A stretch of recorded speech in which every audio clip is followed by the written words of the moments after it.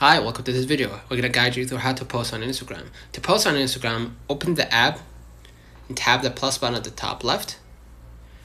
Right? Instead of reel, I'm going to choose post. Right? So let's say I want to choose this photo as a post. Hit next. And next. You can add audio, like,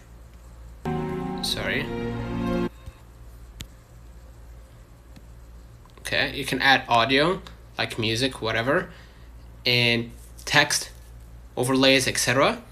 And afterwards, all you gotta do is just select your location, tag people if you want to, right?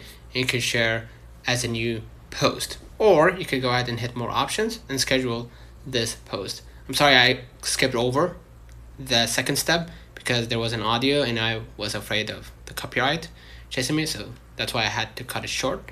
But in your case, you can just slow down and go back to the second step, which is to add text, filters, whatever.